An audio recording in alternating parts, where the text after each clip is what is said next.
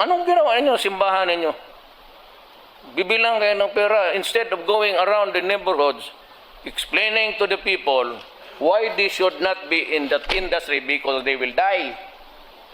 Na ngayon, gusto ninyo matapos ang patayan, all you have to do is to preach. Kasi karamahan dito Katoliko. Kung mahusay ka na pare, ipaintindi mo, mamamatay ka, umalis ka sa droga. Pwede nakakatulong pa kayo. Magandang araw po sa inyong lahat. Sir JR po ng Usap-Usap University and we are back na naman po sa atin pong channel. Usually po, ang ginagawa po natin dito, nanonood tayo ng mga religious discussions, mga religious preachings. Pero dahil po sa ang laman po ng balita ay ang hearing po, no? Ang Quadcom hearing na kung saan ang kanila pong inimbitahan po na speaker ay si former President Rodrigo Duterte. At well, I could really not give an analysis dahil hindi ko pa po napapanood yon. Pero naisip ko lang po na siguro it's also good to talk about those videos, controversial videos po, noong siya po ay Pangulo pa dahil ang dami niya pong tira sa Roman Catholic religion mga ka-U3. Gusto ko na pong magbigay po ng kaunting babala na sa ating episode ngayon, we may hear bad language, offensive language, kaya pasensya na po at sa mga bata po. Ayan, baka pwede na kayong wag mo nang manood ng ating episode or kung manood man kayo, kinakailangan nyo ng gabay ng magulang dahil some phrases, some topics, some words, alam naman po natin yan si Pangulong Duterte, talagang wild din po minsan ang bibig niyan. So, we will be watching this video together. Sa akin pong background sa pag-aanalisa, ako po ay dating university debater mula po sa MSU IIT. Ako din po ay nagdebate sa ABS-CBN News Channel at ako ay member ng isang international public speaking organization ng Toastmasters International. So, samahan niyo po ako mga ka-U3. I miss doing political videos. Samahan niyo po ako. Let's go! Alam mo ba kung ilang asanto ng Katoliko? 35,000. All the years. Sa Italy, marami sila. Ang Pilipino, mayroon rin. Magdasal ka na sa isang Diyos, magdasal ka ba dito sa mga santong iba? Isa lang ang Diyos. There's only one God. Period. You cannot divide God into three. That's silly. Kinikriticize ako ng mga taga-Maynila. Kaya nagagawa ra ako ng kulto. Nag-organize ako ng kulto kaya gusto kong yumaman. Kasi yung may mga ano dyan, may yumayaman eh. Wala mong bayad itong akin. Libre. Anong religion mo? Iglesia ni Rodrigo. Oh. Di maganda. Walang bawal, wala lahat. Sige, larga. So it seems that the Catholic Church remains President Rodrigo Duterte's pet peeve or arch enemy or frenemy, if you may choose. Priests have once again ended up in the chief executive's crosshairs. Duterte is quite sympathetic to public school teachers, though, as he says they'll be getting a raise soon. Here's the report. President Duterte's tirades against the Catholic Church continues. He again trained his sights on priests, this time accusing that a number of them are gay. They should come out in the open, cancel celibacy, and allow them to have boyfriends also. Ang problema kung sinong maniwala sa iyo. But apart from church leaders, Duterte again questions the Catholic doctrine, particularly the veneration of saints. Mga Saint Patrick, Saint Thomas, ano? Hindi ko makilala itong mga ito tapos luluhod ako sa kanila. Duterte follows it up by asking the public to read the book Altar of Secrets by author Aris Rufo. The book apparently exposes the wrongdoings of the Catholic priests. He has been challenging the clergymen to disprove the accusations mentioned in the book. If the allegations are wrong, the chief of state promises to fulfill his end of the bargain.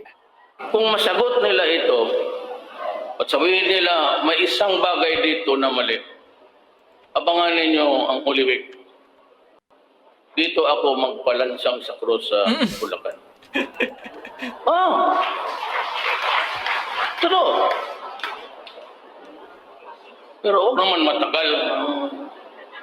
Siguro mga 30 minutos ka It turns out the president is red hot against priests for their criticisms of his administration. Of course. Duterte says the clergymen are starting to behave like his enemies in politics.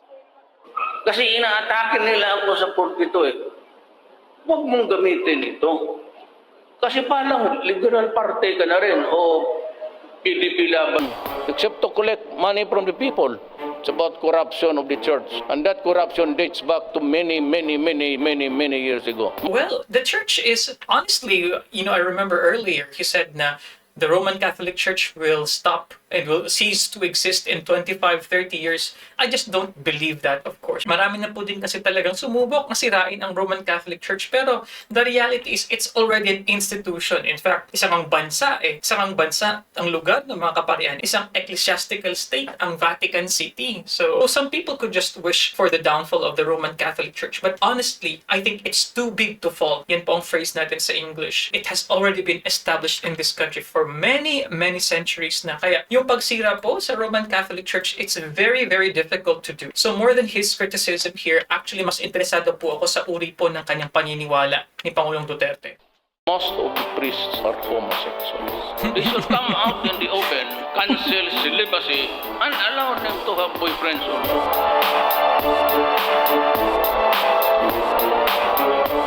Your God is not my God. My God is perfect. And as a perfect. The first Grabe, no? Well, dahil ilang taon na rin po nakakaraan since ang presidency nga po ni Pangulong Duterte, I almost forgot, what really were those controversial statements that he said. And these pronouncements were made 5 years ago. So ito po ay yung sa peak nga po ng presidency ni Pangulong Duterte. And we can understand why he is doing that. Dahil he considers the Roman Catholic Church, especially the clergymen, as an enemy of the state. Parang sinasabi niya na wala kayong moral high ground in criticizing my policy. And alam naman po natin yan. At sa mga siguro new generation na hindi po alam, so ang main po talaga na policy ni President Duterte, on top of others, is number 1 po talaga, ayaw niya talaga ng drugs. No, popular po yung kanyang war on drugs nga po. And as a consequence, may mga namamatay po na mga pinaghihinalaan. Yun po tinatawag po natin na extrajudicial killings, EJK. So very hard-hitting. In fact, makikita mo rin siguro in part yung theology ni Pangulong Duterte. Sinabi niya na there's only one God. He believes that Trinity is silly. He also criticized yung polytheism nga at yung veneration of the saints, yung pagrespeto at pananalangin nga sa mga santo. Hindi ko alam kung bakit ganito yung kanyang perspective, pero alam din po natin na kaibigan niya si Apollo Quiboloy. So let's see mga kayuti, ano pa yung magiging uri ng pag-atake niya, pag-criticize niya sa simbahang Katoliko. The first, yung subjugation na maging, pag hindi ka nagsimba noon, 50 lashes sa plaza. 50 lashes. At lahat noon magdala ng itlog, pati yung offertory, yun na yan. Doon malaki ang kita ng mga pari. All in the name of religion. Kaya kung ako ang buhay noon, yung mga pari kayo. Bitayin ko kayo. Ito pare, every Sunday, Saturday may misa na. Araw-araw may misa. Koleksyon abot ng bilyon. Wala naman ang baski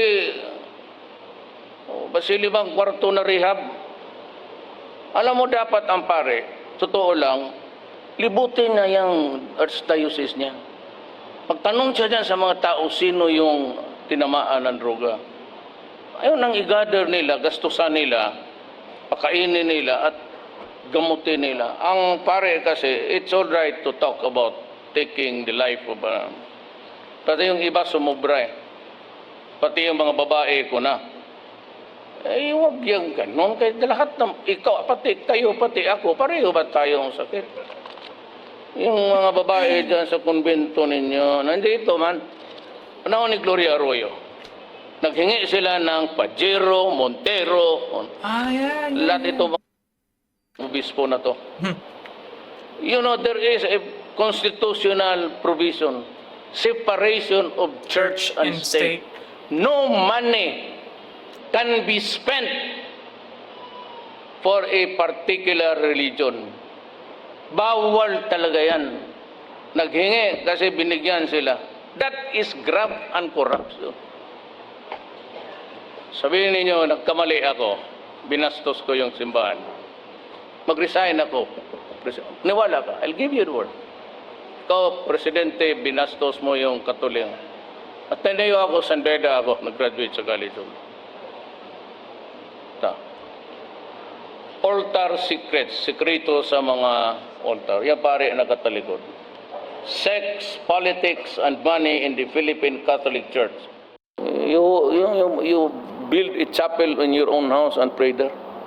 You don't have to go to church to pay for these idiots. Pero yung ibang pare, kaibigan ko, magbigay ka sa maa, sa parang bispo, Jesus, Maria Joseph.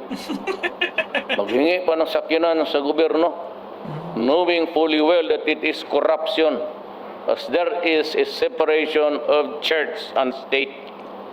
And you have the balls, brave as you are, to ask property of the government. Tapos magsalita kayo mga kala mo sino kayo. Wala bang pobispo dito? Batukan kayo mga ulo ninyo. Kayo yan eh. The Catholic Church, pati si Bishop David sa Caloocan, clinging on to a belief which was 3,000 years ago. Ang mga tao ng nomads, what do they know about the world today? Tapos pasundin mo yung sinusulat ninyo. Totoo. How can the people that 3,000 years ago predict or project what is happening today? And it's only the archaic church of, because it's getting money, that's all. I'm telling you, David, alam mo, nagdududang ako bakit kasi iikot yan ng gabi. Dugi tuloy ako sa druga ka. Pagka baptism, bayad. Pag minyo, bayad. Pagkamatay, bayad. Ni kolekta simbahan, unang kolekta, napag-ikaduha. Ang ikatulog ka ng prutas o saging, offertory. Nagawa mo ba? Asa nang alamesa mo landing? Dito sa yang uyab. President Rodrigo Duterte refuses to apologize over his controversial statements against the teachings of the Catholic Church, particularly the original sin. The president made a statement earlier when he was speaking to the media at the 25th Annual National Convention of the Vice Mayors League of the Philippines in Panglao, Bohol. Critics previously urged Duterte to apologize for his rants against certain religious beliefs. I will not do that, definitely. Not in a million years. You know, God is personal.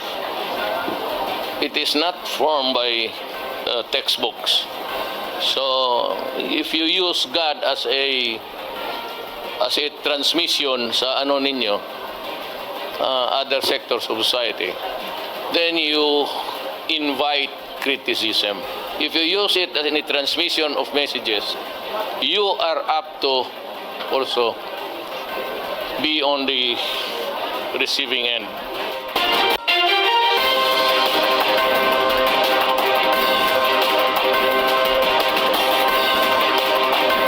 Kaya yung mga stupido na, bakit si Duterte patayin niya? Bakit niya na? Sinasabi kong pinatay ko. Pinatay kasi lumaban. Pwede kung hindi totoo, then you prove your case in court. Pwede you have to yak-yak ng yak-yak. May isang simbahan pa rin, pinapakita yung extrajudicial. Anong ginawa ng simbahan? Kayong simbahan ng Katoliko, milyon ang kita ninyo linggo-linggo all throughout the Philippines, karaming simbahan. Saan ang pera ng tao? Kami yung pera namin, i-explain namin sa tao. Kayong mga pare, mga obispo, magaganda ng suot ninyo mga kutsi. Meron ba kayong isang bahay lang baski 5 kwarto para rehab? Anong ginawa ninyo, simbahan ninyo? Bibilang kayo ng pera instead of going around the neighborhoods explaining to the people why they should not be in that industry because they will die. Na ngayon, gusto ninyo matapos ang patayan, all you have to do is to preach. Kasi karamahan dito Katoliko. Kung mahusay ka na pare, ipaintindi mo, mamamatay ka. umalis ka sa droga. Hindi nakakatulong pa kayo. Hindi, instead of maghintay kayo na may namatay na you criticize the police, you criticize me, for what? Kayo yung may mga pera. Sira ulo pala kayo. Well, mga kayute, of course, the stand of the church would always be about preserving life, the sanctity of life. Yan naman po talaga. And they are against, of course, those proven na mga extrajudicial killings dahil syempre, maliban pa, syempre na it's considered as a violation of human rights. It is like circumventing, kumbaga, the law. Parang nilalagay yung hustisya sa kamay ng mga enforcement. Pero sinasabi naman ni Pangulong Duterte dito na the church should also do its part. So, kaya na lang ganito ang kanyang galit sa simbahang Katoliko dahil daw kinikriticize siya and wala naman kahit isa pang nagawa na room or rehabilitation center. Although I think they do. May mga charity organization naman po ang Roman Catholic Church sa aking pong pagkakaalam. Pero palagi ko nga po is dinidestroy, sinisira ni Pangulong Duterte ang imahe ng mga kaparian at parang pinapakita niya yung hypocrisy sa loob ng simbahan. So yun po ang nagigets ko so far bakit inaatake niya po yung simbahan. Huwag ninyo akong kayo mga pare. When we were young, kasi ako cabinet members, when we were making confessions to you, we were being molested. Hinahawakan na kami. Kayo what is your moral ascendancy in the Philippines? Religion? What is the meaning of it? Hindi kayo nakakatulong. Daldal kayo ng daldal. Kayo magkatoliko, isipin ninyo yan. Ano bang tinulong ng reliyon sa inyo? Pare, sa amin pare, 3 pare, tagdadalawang asawa. 4 kami, 1 mayor, 3 pare. There is a book. It is entitled Altar Secrets. It's online. It was written by a narrator of the CBCP. After his long years nagtatrabaho dyan sa inyo, he wrote a book now. It's called Altar Secrets. Basahin ninyo. Homosexuality, scandal, lahat na. Kayong mga pare, remember you ask mga sakyanan kay Gloria, knowing fully well na mga pulis nga walang masakyan, kayo di Pajero pa, mga putang ina kayo. Binigyan kayo knowing that there is a principle of separation between church and state. It was really purely graft and corruption. Because you did not deserve it. You cannot use property or money for your comfort. Hindi yan para inyo, para sa gobyerno, but you had the goal. Kung kayo ang magkamali, okay lang. So, bakit kaming mga nasa gobyerno? Na pwede ninyong sabihin, kayo ganong ito. O kami na ngayon ang magtanong, Katoliko man ako. Anong ginagawa ninyo sa pera? Anong gawa ninyo, ang kabaklaan ninyo dyan sa mga seminaryo ninyo? Anong pinagagawa ninyo sa mga bata noon? Did you investigate us? Letse kayo. Buti yung prangka-prangka tayo. My term is a presidency of prangka-prangka tayo. Wala nang tago-tago doon.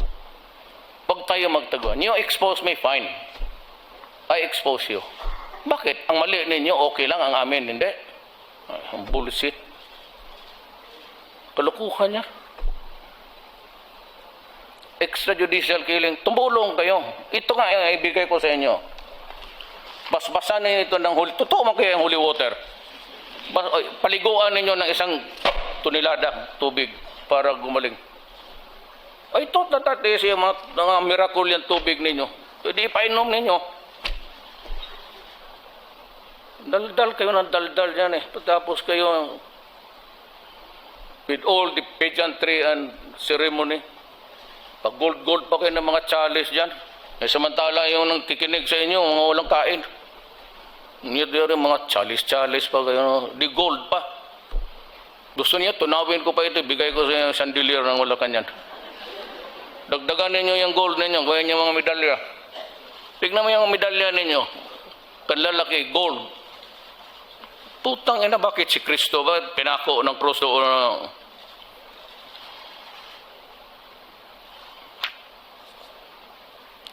Huwag ninyo, do not, Kasi ako, I can go down. Why do you think you've been making everybody almost believe in you? Kasi kayo, katikisim sabihin, oh, you will go to hell, you will burn. Ano bang sunugin mo doon? Tapos, bata pa yon, hell and heaven. Wala namang bumalik dito, sinabi na, yung San Pedro ninyo may manok pa. Putang ina, umakyat yung manok sa langit. Buang kay. You ask for it.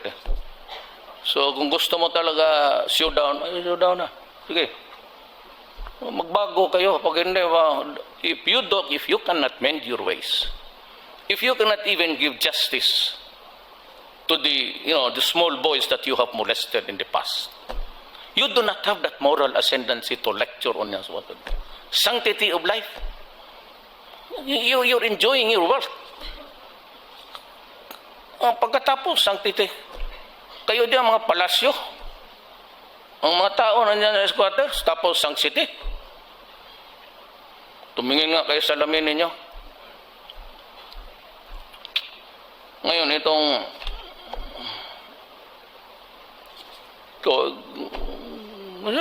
punta kayo dito, kausapin mo yung, ewan ko sa kanila kung sino ang nag-extrajudicial killing dyan, wala naman siguro. Hindi ba yan sila? Alam mo ito, graduate ito ng PNPA. 4 years yan, sacrifice. PMA, ito sila ba ito? Akala mo, papayag yan sila to commit a crime? They are ordered day one sa PMA or PMPA. Obey legal orders. Hindi ko ito mautusan sabihin mo magnakaw, magpatay kayo, whether it is a right or wrong to kill. President Rodrigo Duterte forms a three-man committee to talk with the Catholic Church and other religious groups. Let's find out why from Rosalie Cos. Following his scathing remarks against the Catholic Church, President Rodrigo Duterte forms a committee which will conduct dialogues with the religious sector. Presidential spokesperson Secretary Harry Roque says the committee will be a three-man team which would include him, civic leader and EDSA People Power Commission member Boy Saicon, and Foreign Affairs Undersecretary Ernesto Abella. Roque says Duterte made the decision yesterday to address the worsening ties between the Catholic Church and the state. Alam ko po merong separation of church at state, hindi po kinakailangan makipagdialogo, pero binabuti na po ng Presidente. Sige, buksan natin ang proseso ng dialogo. Saicon is tasked to coordinate with the Catholic Bishops' Conference of the Philippines to discuss the dialogue proceedings. Secretary Roque is also confident that the public support to the President will not diminish despite constant criticisms of the President against the Catholic Church. Malacanang also firmly believes that the President is not violating the concept of the separation of the Church and state. Dalawang aspeto po yung freedom of religion. Freedom to believe, which is absolute, and the anti-establishment clause, which is a commitment that the government will never endorse a particular faith. Roque adds President Duterte cannot be blamed for his criticisms against the Catholic Church, which initially blasted the chief executive during the campaign period. President Rodrigo Duterte. So, ayan, meron po palang nabuo, no, na dialogo. What President Duterte was doing during this time really is very risky. Pero yun nga po it takes a lot of courage for one person to say this openly. Lalong-lalo na sa isang bansa na predominantly Katoliko, maybe he finally heeded to the advice of his advisors na, oy, Pangulong Duterte, kinakailangan natin magkaroon ng dialogo. Ayusin natin yung relationship natin sa mga religious people. And tandaan po natin mga ka-youth, na ating bansa po, isa po sa pinaka-relihiyoso po talaga. Lalong-lalo na po sa pagiging Katoliko. The dialogue could have been done first. Hindi na kritisismo, pag-aaway-away, tsaka dialogo. Start pa lang, di ipulungin mo na yung mga religious muna, mga sector ng iyong bansa so that they could be more supportive of you instead of attacking them. But anyway, that's President Duterte's style. So, tingnan ba natin ang iba pang mga statements po ni Pangulong Duterte? On Thursday launches another tirade against leaders of the Catholic Church in the country, saying they don't help address the spread of drugs. Duterte says church leaders can help by preaching to addicts and pushers to abandon illegal drugs instead of waiting for people to die from extrajudicial killings. Yun, gusto ninyo matapos ang patayan, all you have to do is to preach. Kasi karamahan dito Katoliko.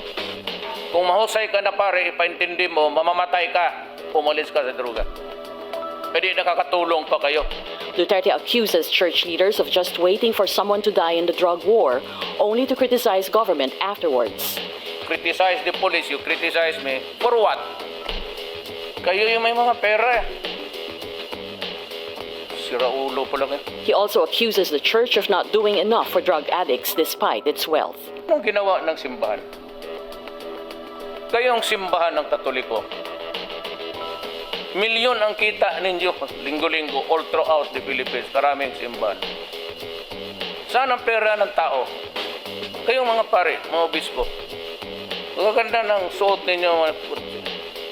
Meron ba kayong isang bahay lang baski 5 kwarto para rehab? He often lashes out at priests for sexually abusing him, kids, and recently even nuns, as admitted by Pope Francis himself. Now President Duterte is proposing a solution to this problem. Why not let priests marry? He first raised this idea at an event in Cebu on Sunday, where he said even gay priests should be allowed same-sex marriage. The church should consider that. Given that there has been many problems about remaining celibate, if other religious groups or orders allow their their pastors to be married,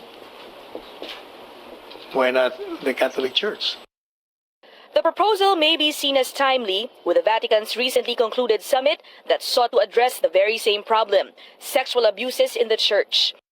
The president has been going on and on about priests being hypocrites for this, even saying that the issue could just turn off Catholics and cause the destruction of the church. Itong Katoliko na ito will disappear in almost 25 years. Wala na yan. Hindi na makalimutan ng tao yung ito pala ang Katoliko. Pag inabot ng madre, kung ang mga bakla ang mga bata, who needs a religion like that? Malacanang says this pronouncement was not meant to discredit the religious institution, only some of its members. No, he is discrediting certain men of the cloth. I think that's a healthy criticism. It will help the Catholic Church cleanse itself and purge itself from those who are not deserving to be there. Catholicism has been around for thousands of years in the Philippines since the 1500s. The Catholic Bishops' Conference of the Philippines says the issue of sexual abuses is just one of the bigger challenges the institution will try to hurdle. Mahirap mag-react dyan, ano? Ang simbahan kasi more than 2,000 years na, andi dito pa rin naman, ano? Ang dami-dami na rin naman pinagdaanan nito. Hindi naman niya sinasabi na siya ay perfecto na institusyon, pati na rin yung mga pare, hindi naman din mga perfecto. Kumbaga, yung simbahan patuloy nagre-reforma at itong mga pangyayaring ito, katulad ng sexual misconduct, ay maaaring isa na naman, ano? Na napakalaking hamon sa simbahan para talagang magpatuloy yung kanyang pagbabago, yung kanyang paglilinis, yung kanyang purification, ika nga. Priests have been reportedly getting death threats from people claiming to be working with the Duterte family.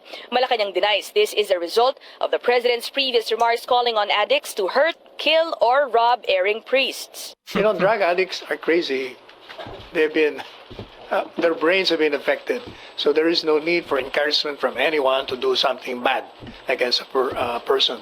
That's just an hyperbole, meaning it's a criticism. I think presidential spokesman Sal Panelo, well, he really tried to protect yung mga sinasabi ni Pangulong Duterte. And I would say na talagang harsh, no? Talagang offensive din naman talaga yung mga phrases na sinabi ni Pangulong Duterte. Imagine, to the point na saying na yung mga nagkakasalak mga pare ay patayin. I don't agree with that. Well, Sal Panelo is saying na hyperbole lang to yun. Hindi naman do, kumbaga, talagang intention. Kumbaga, pwede nating sabihin, slip of tongue, kumbaga. But anyway, naalala ko lang din po, yung mga na-mention dito ni Pangulong Duterte patungkol sa yung pagbibigay po ng sasakyan ng gobyerno, naalala ko yun Mitsubishiops yun pa nga yung term nun, yung sasabi niya nga po sa panahon po ni former President Gloria Arroyo. The palace says it's not the president who should be blamed for the threats, but his critics who they suspect could be taking advantage of the president's words. Ina Andolong, CNN Philippines. Now today on Matters of Fact, first he called the God of Christians as stupid. More recently, he described the mystery of the Most Holy Trinity as silly. How should Christians deal with these relentless tirades from President Rodrigo Duterte, a leader who has repeatedly attacked and mocked their faith? And have these statements affected the church as an institution in the Philippines as developing democracy? Joining us today is Father Jerome Siciliano, Executive Director of the Catholic Bishops' Conference of the Philippines' Permanent Committee on Public Affairs. Good morning, Father, and thank you for joining us. Good morning, Christian. Okay. In this interview, we'll be doing a lot of understanding on two major topics, but first, let's start with trying to make sense or understand the President's continuous tirades against the Catholic Church in particular. Of course, first, he called the God of Christians stupid. Now, he went straight to the belief, calling the Holy Trinity as silly. So how is the church or the church leaders taking this? Well, first of all, those comments are quite insensitive. So it's not only about the hierarchy of the church that's being attacked, but it's already the doctrine of the Catholic faith. And so therefore, it's not only the priests or the bishops who should be affected by this, but even the followers of the faith should be affected by this. So imagine being called stupid. Maybe it's not the people who's being called stupid, but it is God whom you believe. It is God whom you actually, is the object of your faith. And so therefore, Catholics should be hurt by this. And are they? Well, so many other people came to me to say that they are somehow affected by the president, and they're calling on the hierarchy to say something about this, because the attack is already relentless, so insensitive, and at the same time, it's already hurting their feelings. Now, the explanation coming from the spokesman of the president, he claimed afterward, of course that is the job of the spokesman, trying to make sense of that or rationalize the statements given by the president. He said that that was meant as an intellectual discourse to somehow provide an opportunity, supposedly, to followers of the Catholic faith to explain their faith further. Are you buying that? Well, I don't think that's an intellectual discourse, because if it is an intellectual discourse, you don't put down the other. If it is an intellectual discourse, you should actually be very rational about the comments, and then you should approach those people concerned and talk about this, that in public. Maybe there should be people who should be discussing about all these matters, but not in a public forum that you are just addressing the people. It's as if you're just joking, according to the spokesperson of the president. So these are not matters that should be treated as jokes, because these are very significant elements in the life of the people. When you say we're talking about faith, and faith is not something that you should be joking about. So if it is going to be an intellectual discourse, why not approach perhaps the hierarchy of the church? Maybe some theologians can discuss about this. Or you ask questions. You ask questions and not put down the other. Now, this is coming straight from the president, who incidentally is also a Catholic. Yeah. But of course, we have been hearing a lot of mocking or ridicule coming from the president directed toward his own faith. Now, strictly speaking, looking at the president as a Catholic, did you see any failure in terms of catechesis? That how come this guy developed into someone like this, who now ends up not just questioning, but ridiculing his own faith? You know, Christian, it's always the argument that when somebody fails, for example, to practice the faith, it's always the church who's being blamed. Meaning to say that these are products of the Catholic Church, of Catholic schools, but then again, look at them. They are corrupt, their morals are loose, but then you cannot accuse, or people should not accuse the church of being remiss in her duty. Because the church, for example, does not teach these students to steal. If you go to the classrooms, the priests or the teachers of the Catholic schools do not teach them to have so many wives or to be unfaithful to their wives. We do not teach that. So the point of the matter is, we impart on them the values that they should learn, but then everything depends on the recipient. But of course, these are the same issues that the president himself keeps on throwing at the members of the church, in particular the leaders. He keeps on playing that hypocrisy card. Is it really working? Let's try to put that in context. We know that we're talking here of a difference between the faith, the the belief and the people actually practice or do not practice the faith? Yeah. Well, as I have told you, there are so many people who actually come to the side of the church, especially when the president starts attacking the church. So sabi nga nila, masyado na naman yatang mababa ito. So nakaka-insulto na. Ngayon, if the president is trying to put down, for example, the hierarchy, well, I don't know. In some respect, mukha yatang nagbubumerang na rin. I don't know. Kasi yung reaction ngayon ng mga tao ay hindi na naman ganun katindi na talaga nagpapahayag ng suporta sa ating Pangulo. So, instead of putting down the Catholic faith and then the hierarchy of the church, I think parang nagkakaroon na rin ng sense yung mga tao Sobra na to. Ano ba naman ang pinagagagawa ng ating Pangulo? So, hindi na dapat dito titingnan lang kung paano magre-respond ng simbahan. Kumbaga titingnan na rin natin dito yung focus ay yung ipinapakita na ng presidente, yung ugali na ng presidente. Maybe that's too much already for the people to bear. Well, in general, mga ka-U3, just my assumption, dahil hindi naman po ako Katoliko, but I felt na wala pong ganong kalakas na, kumbaga, Catholic bloc na talagang nag-reject sa mga gawain ni Pangulong Duterte. Of course, there are some groups, pero hindi kabuuan ng religious practitioners. Wala ka rin nakita na parang isang malakihang protesta o movement nga po, galing po sa mga Katoliko. It's either it is true that they lost respect to their own na mga kaparian, or maybe they felt though that what President Duterte is saying and what he stands for is way bigger than the current issues or the current criticisms against him. So in short, mas naniniwala sila sa polisiya ng gobyerno during that time, especially for example on war on drugs, or suportado nila ang paglipol sa mga kriminalidad, kaya po siguro ganun na lang na hindi ganun kalakas ang Catholic bloc. Although this is also something that they would have to ask for themselves sa mga members po ng Roman Catholic Church. Bakit wala tayong nakikita na big movement to support someone? Well, maybe they just value freedom of choice, pero I felt though that not just in elections but in general, in all political processes, parang hindi ganun kasolid. And forgive me in saying so, the value system in general of Catholics to be united in not just voting but in other political issues that we are experiencing, mga ka-U3. For the good or for the bad, maybe it's also an issue because they are already the majority. Ano po? Imagine you're the leader of the country, and then you're acting that way. So I don't want to put more comment, to give more comments rather sa kung ano ang ugali ng presidente, kasi lagi naman niyang gine-claim yan ganito na talaga ako. How do you respond to that? Because that's what he keeps on saying to rationalize that behavior. The people voted for me to become president, knowing fully well that this was how I behaved. Well, I think when the people voted for him, it's all about the platforms that he offered to the people. Ang gaganda naman din ng mga sinabi niya talaga, yung mga pangako niya noon. Hindi naman lahat ng Pilipino kilala yung Pangulo. Nakikita lang naman nila yung Pangulo, tough guy. Nonsense guy. How about the issue a guy who seems to have a political will. How about the authenticity?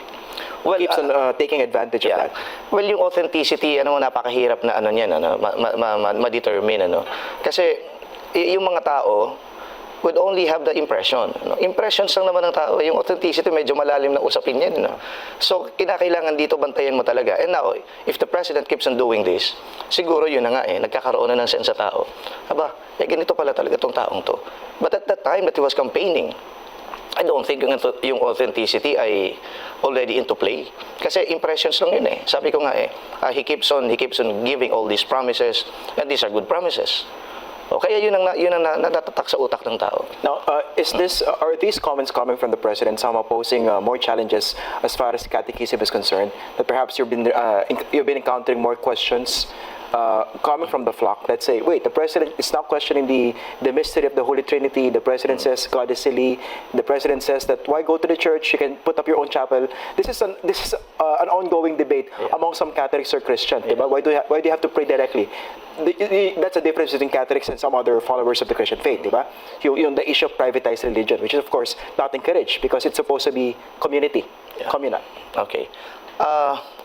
When the president continues to do that, well, it's not actually that the church is challenged. Even before the president does that, the church already knew that she has to do more to evangelize the people. And not only to evangelize, but somehow to deepen the faith of the people. That's why we in the church have this so-called new evangelization. So it was introduced to us by Pope Benedict XVI. So because the church realizes that more has to be done. And then even before the president does all these things, Well, the church is already responding to the needs of the times. So perhaps yung ginawa ng presidente, lalo lang nagpaigting kumbaga nag-challenge sa simbahan that to really give more for the people. And then tama yung sinasabi mo, magkaiba yung doktrina, magkaiba yung pamumuhay. Sa doktrina talagang kailangan mo din ng intellectual discourse. Yeah. And hindi mo madadala yan sa homily lang ng ganun-ganun. So kaya nga ginagawa ng simbahan dito, may mga forum din. Merong mga seminars na binibigay so that the people can better be enlightened. And then, yung sa pamumuhay, sabi ko, depende na yan sa recipient. So, alam natin yan bilang mga Tomasino. Whatever is received according to the manner of the recipient. And of course, you need grace. You need grace, of course. You need grace. So, aside from the capacity to actually absorb everything, and then you need the grace of God, and we believe that. Now, how do you deal with someone like the president who questions the core belief? Of course, I keep using the word mystery because this is something that you cannot fathom using the limitations of your human mind. But how do you respond to someone like him who questions the very essence of the Trinity? Well, we try, Christian, to explain to the people, what's going on, what's really in our faith. Okay, before we continue, medyo pabalik-balik na yung tanong dito ni Christian, patungkol na sa Holy Trinity. What can you say about this? I think it's better for him to just move on with the other things to be talked about. Pero yun nga, at least nakita ko rito yung effort nga ng pare na ipaglaban naman syempre yung stand naman ng Roman Catholic Church. And I do agree. If we try to imagine Duterte doing this to Iglesia ni Cristo, or try to imagine a president doing this to Islam, ay nako, hindi natin alam kung ano ang magiging response ng mga religious po, ng mga practitioners ng iba pang mga faith, talagang pinili ni Pangulong Duterte na tirahin yung pinakamalaki. Dahil the kindness, or I would say the passiveness of them in retaliating So we did something about that. Even the bishops are really doing everything in their capacity to somehow explain to the people. But then again, if you look at it, what the president is saying is quite practical.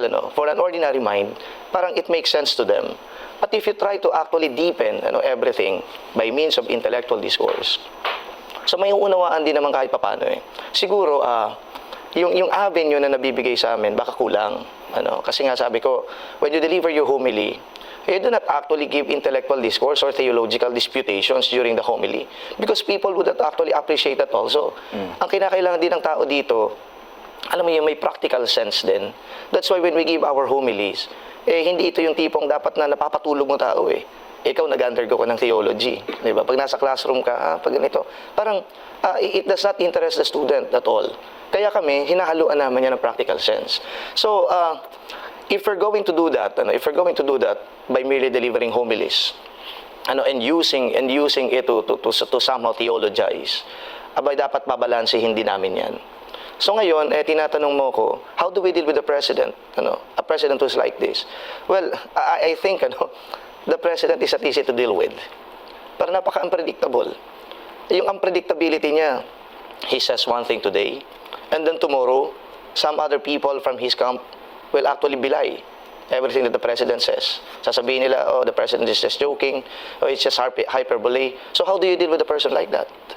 So it's too difficult, It's too difficult. But of course, you cannot afford to ignore him.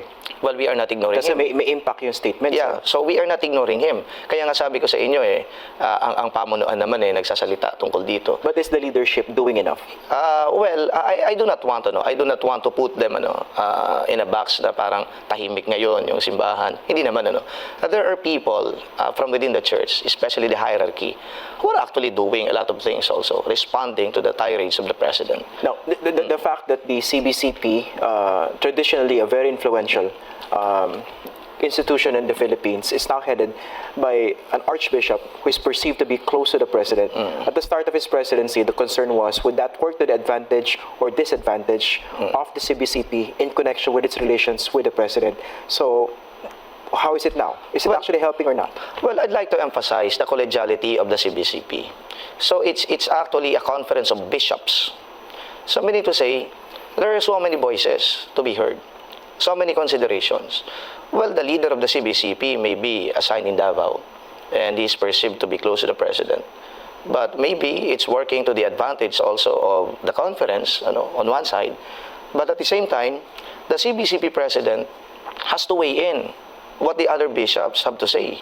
But I mean in the sense that somehow that could provide more openings for the president Well, of course. to better understand where the bishops are coming from. Well, you know what? Even if you try to explain, I think, to the president, so many of these things, the president has his own mind. And we should better understand how the president is doing with a lot of people, dealing rather with a lot of people. Well, the CBCP has its own leadership, and then the leader, as you said, is maybe close to the president. But I don't think that the president is only dealing with a particular person. He's actually dealing with a conference of bishops, and there are so many bishops who are quite critical also of the president. So what do you make of this? So if you have a leader who may be close to the president, but then some others who belong to the group may not be that close. So I think the president is going to deal as it is. You know, if the person is quite critical, the president is also going to be critical to him. Is it what's happening now? The president is attacking the Catholic Church leadership. Actually, he's attacking the entire Christians with his statements simply because you have church leaders speaking out against his violent, brutal drug war. Well, I think it's very clear from the people that the president is doing this because some bishops or some leaders of the church, not only bishops but other leaders of the church, are really quite critical of what's going on. But to say that the leadership of the church is only critical without a reason, well, that's unfair. There is a reason for being critical. Well, we teach that killing is not actually good; it's actually evil. So now you have a church who's just going to be a bystander and not do anything. Of course, the church has to speak. Corruption is evil. The church has to speak, and when the church speaks, it's not the church actually who's going to benefit from this, but it's actually the people. So I often say this, that the church is taking up the cudgels for the people. Tonight, with Malacanang again scrambling to defend President Rodrigo Duterte's latest remarks about bishops and the Catholic Church. Maricel Halili has the story. President Rodrigo Duterte couldn't stop himself from admonishing, once again, bishops critical of his administration, and while at it, the Catholic Church as a whole. I could have made it in life even. The best that before the presidency without God. Pero itong mga obispo ninyo, patay ninyo, walang silbi yung mga niya. Ito is criticize. In his speech in Malacanang Wednesday evening, he clarified that he is not an atheist. Praise God. Pero yung God ko, yung God ng mga obispo, sabay-sabay sila mga. But the tirades of the president did not end there. In the awarding ceremony for outstanding OFWs, he even called the Catholic Church a hypocritical institution. In telling me, the most hypocritical institution in the entire Philippines is the Catholic Church. And the Pope knows that. In the Philippines. But most of the priests there are homosexuals. Almost 90% of you. So do not postulate on me morality. Again, he castigated the media. Ako, bakla man ako noon. So bakla man yan sila lahat. Tingnan mo, pick upin yan ni Rappler pati ni Guerra. The president is a homo. Presidential spokesperson Salvador Panelo was quick to defend the president. No, I think that's only a hyperbole on the part of the president. We should be getting used to this president. He makes certain statements for dramatic effect. But he actually means stop criticizing and do some good for this country. Aside from the Catholic bishops, the president again hit the communist groups and their founder Joe Masison anew. Huwag ka na lang umuwi dito. I promise you, I'll slap you. Pag pinilit mo sa airport, umuwi ka dito, mo, sampalin kita talaga sila. Pakain ko yung pustiso mo. Itong mayabang, akala mo kung sino. He also reiterated that his marijuana statement was just a joke. Inaantok ako. Sinong may marijuana dyan? Kung hindi kayo, I was presiding over the plenary, mag-hit ako ng marijuana. Pagka ganon, when it is too ridiculous, it must be a joke. For News 5, Maricel Halili, we are One News. The faithful gather for Mass in the Philippines, unaware that they're caught up in a conflict between their president and the Catholic Church. Rodrigo Duterte's war on drugs has come under outspoken attack from the country's bishops. Sermons read out at the weekend say Duterte's hardline campaign has installed a reign of terror among the poor. Cause of concern is the reign of terror in many places of the poor. Many are killed not because of drugs. Those who kill them are not brought to account. An even greater cause of concern is the indifference of many to this kind of wrong. There's been no immediate comment on the bishop's letter from the president's office. It comes less than a week after Duterte suspended all police operations in the drug crackdown. He said it was due to deep-rooted corruption in the force. It's estimated more than 7,600 people have been killed since Duterte launched his campaign 7 months ago. From their pulpits, leaders of the Catholic Church shared with the faithful their most strongly worded attack yet on government's brutal crackdown on alleged drug offenders in the country. In a pastoral letter, the Catholic Bishops' Conference of the Philippines said the war on drugs has created a reign of terror among the poor, adding that killing people is not the solution to the problem. An additional cause of concern is the reign of terror in many places of the poor. Many are killed not because of drugs. The CBCP also urged the faithful to speak out against drug-related killings, saying that to keep silent makes them an accomplice to the rising number of deaths in the brutal anti-drug campaign. The latest pronouncement from the Catholic Church did not sit well with the chief executive and the country's top cop. Kayong mga Katoliko, kung maniwala kayo dyan sa mga pare, pati obispo, doon kayo. Kung gusto ninyo mapunta ng langit, doon kayo. Kayo yung gusto nang matapos ang droga pero magpunta ako sa impyerno, sumabay kayo sa akin. Ano gusto na? Pabayaan na lang namin yung problema sa drugs? Ganun ang gusto nila? You know, please tell them, I can't communicate God without passing through them. Manila Auxiliary Bishop Roderick Pabilio says their pastoral letter was directed at the people and not the Duterte administration. Ang kukuha namin yung values ng mga tao na huwag mawala sa mga nangyayari sa ngayon. Siyempre, kung sila gumagawa ng ganitong pangyayari, tatamaan sila. Even other religious groups are getting concerned with government's bloody anti-drug campaign. These include the Philippine Council of Evangelical Churches, which has nearly 10 million members from the country's various Christian groups. Ang ating panawagan sa Pangulo ay siya mismo ang mag-utos na ihinto ang pagdanap ng dugo sa ating bayan at patuloy na imbestigahan yung mga paglabag sa human rights. Bishop Rioel Maligsa of the United Church of Christ in the Philippines expressed alarm over the so-called collateral damage in government's campaign against illegal drugs. Ages 15 and 16 na pinatay doon sa bagong silang. Sira na ang mga pangarap, wasak na ang buhay, yung ganyan. Some members of the Muslim community say they are still supporting the government's anti-drug campaign. So all of us very happy kasi nawala ang droga dito sa Muslim community. Mali says collateral damage is inevitable in such a war against drugs. But the Catholic Church and other religious groups say they are willing to help the government in its campaign against illegal drugs by helping drug offenders reform their ways. All they ask from the president, give the offenders a chance to do so.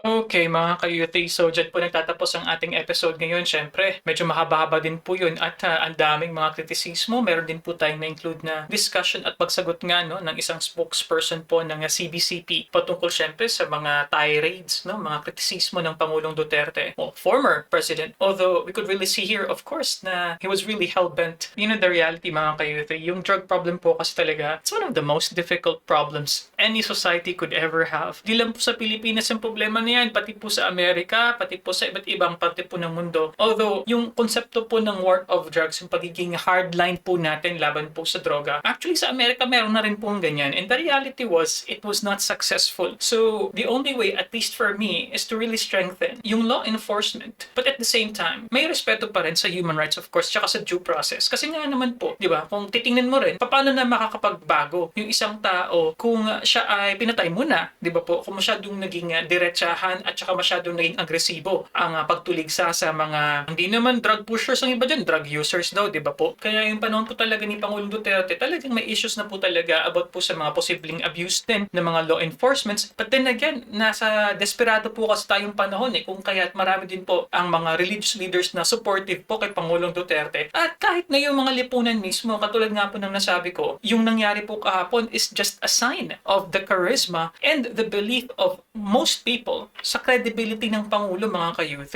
Ano po? So, sa mga members po natin ng ating U3 community na mga Katoliko nga po, what was your reaction during these times when the President really was attacking your faith? But anyway, so ito nga po ay related po sa kanya pong appearance nga po kahapon na Senate hearing, parang Quadcom hearing yata or something like that. May mga nakita po ako ng mga highlights. That's why I really instructed our staff na mag-compile ng mga kritisismo ni Pangulong Duterte. Going back to his own theology, ang nasabi niya kanina, he believes there's only one God. So, monotheistic pa rin yung kanyang paniniwala, mga ka-U3. He doesn't believe in Trinity, saying that it's silly. And also, nakita ko rin sa interview, yung sabi naman ni Bato de la Rosa, siguro that time PNP chief pa siya, at sinabi niya nga na, I don't need to pray to saints or parang mga pare, I can pray directly to my God. Something like that, mga ka-U3. So anyway, so ito ay isang political po na pagbigay natin ng reaction, mga ka-U3. What can you say about this? If you like these kinds of episodes, you know what to do. Click subscribe kung ikaw ay baguhan. You can click this video here and you can also click this playlist over here, and I'll see you guys next time. Peace. Bye-bye.